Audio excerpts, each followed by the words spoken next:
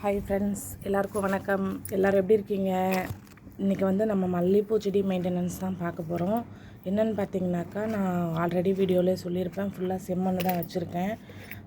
கொஞ்சமாக தான் மணல் கலந்த மாதிரி ஒரு மண் இருக்கும் இல்லைங்களா, அந்த மண் வச்சுருக்கேன். மற்ற ஃபுல்லாகவே இது செம்மண் தான். இது பார்த்திங்கன்னா அடுக்கு மல்லியும் 8 அடுக்கு மல்லியும் ராஜமல்லியும் வச்சுருக்கேன். அதாவது 10 அடுக்கு மல்லி. ராஜமல்லின்னா குச்சியிலே தான் பூ பூக்கும். இது கொனையில் தான் பூ பூக்குது. இது எனக்கு தெரிஞ்சு 10 அடுக்கு மல்லி ஒன்று, 8 அடுக்கு மல்லி ஒன்று, ராஜமல்லி கிடையாது. ஆனால் நான் ஆர்டர் பண்ணது ராஜமல்லின்னு தான் ஆர்டர் பண்ணேன். இது ராஜமல்லி கிடையாது, அவ்வளோ ஸ்மெல்லும் கிடையாது. ராஜமல்லி ஃபுல் ஸ்மெல் வரும், அவ்வளோவும் கிடையாது. ஆனால் பூ நிறைய பூக்குது, சூப்பராக இருக்குது. பூக்கு வந்தது. இது நான் பார்த்திங்கனாக்கா தண்ணி ஊற்றி நேற்று காலையில் ஊற்றுனதுன்னு நினைக்கிறேன். ஆமாம், நேற்று காலையில் ஊற்றினேன். லைட்டாக தான் ஊற்றினேன். நேற்று இல்லை, முந்தா நாள் ஊற்றினேன். நேற்று ஃபுல்லாக தண்ணி ஊற்றவே இல்லை. இன்றைக்கி பார்த்திங்கன்னா ஃபுல்லாக இந்த மாதிரி கிளறி விட்டுட்டு ஈவினிங் இல்லைன்னா நாளைக்கு, ஏன்னா காயணும் மண் கொஞ்சம் ஈரமாகவே இருக்குது. இது மேலே மருந்து போட்டு தண்ணி ஊற்றக்கூடாது. அதனால் பார்த்திங்கன்னா ஈவினிங் கிடையாது, நாளைக்கு தான். இன்றைக்கி ஃபுல்லாக காஞ்சிடுச்சுன்னா நாளைக்கு காலையில் இதில் தண்ணி ஊற்றி மருந்து வச்சு தண்ணி ஊற்றுவேன். மருந்துன்னு பார்த்திங்கனாக்கா நம்ம தோட்டத்துக்கு போடுறோம் இல்லையா, முல்லைப்பூ தோட்டத்துக்கு, அந்த மருந்து தான் போட போகிறேன். போட்டுட்டு தண்ணி ஊற்றணும்னு வச்சுக்கோங்களேன், சூப்பராக பூ பூக்கும். நான் இப்போ காமிக்கிறேன் பாருங்கள். இது துளிர் வந்துட்டுருக்கு அடியிலேருந்து. இது கட்டிங்ஸ்க்கு கீழேருந்து வரதா என்னன்னு எனக்கு ஒன்றும் தெரியல.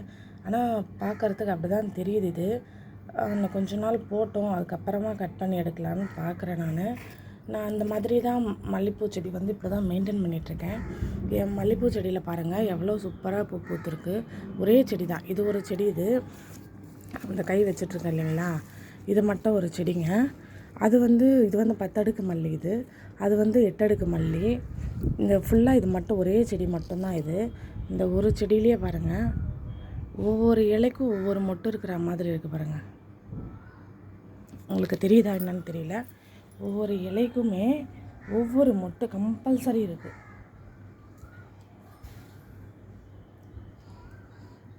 இன்னும் 2-3 நாள் போச்சுன்னா சூப்பராக பூ பூத்துதுன்னு வச்சுக்கோங்களேன். அவ்வளோ ஸ்மெல்லு செம்மையாக இருக்கும் மாடி மேலே வரும்போது. ஏன்னா எல்லாமே ஒரே சைஸாக இருக்குது பாருங்கள். ஒரு 3 மொட்டு ஒரே சைஸ்லேயே இருக்குது, ஒரே நாளில் பூக்கிற மாதிரி. அது 3மே ஒன்றா பூத்துதுன்னா செம்மையாக இருக்கும் பார்க்குறதுக்கே. ஆனால் இது இதுக்கும் அதுக்கும் இலை டிஃப்ரெண்ட்டாக இருக்குது. 8 அடுக்கு மல்லிக்கும் இதுக்கும் ஒன்று பார்த்திங்கனாக்கா நார்மல் மல்லி இலை மாதிரி இருக்குது. இது பார்த்திங்கன்னா ஒரு மாதிரி ட்ரையாங்கிள் ஷேப்பில் வரா மாதிரி வருது, கொத்து கொத்தா இலை. இதில் இப்போ தான் துளிர் வர ஆரம்பிக்குது. இது அவ்வளோ இதுவாக என்னன்னு தெரியல. ஒரு வேளை செடியே வீக்காக இருந்தால், இல்லை நான் இதுக்கு சரியாக கவனிப்பு பண்ணலையே என்னன்னு தெரியல. இது இந்த மாதிரி இருக்குது. இந்த மல்லிகை செடி பார்த்திங்கன்னா சூப்பராக இருக்குது. ஆனால் என் செடியை நான் இப்படி தாங்க மெயின்டைன் பண்ணிகிட்ருக்கேன். இன்றைக்கி ஃபுல்லாக காய வச்சுருவேன் நான். நாளைக்கு தான் காலையில் மருந்து வச்சு தண்ணி ஊற்றினேன்னு வச்சுக்கோங்களேன், சூப்பராக பூ பிடிக்கும். நல்லா துளிரும் ஃபாஸ்ட்டாக க்ரோத் ஆகும். யாருக்காச்சும் இந்த டிப்ஸ் பிடிச்சதுன்னா யூஸ் பண்ணிக்கோங்க. என் வீடியோ எப்படி இருக்குதுன்னு சொல்லிவிட்டு கமெண்ட் பண்ணுங்கள் ஃப்ரெண்ட்ஸ். ஓகே, பாய். இன்னொரு வீடியோவில் பார்க்கலாம்.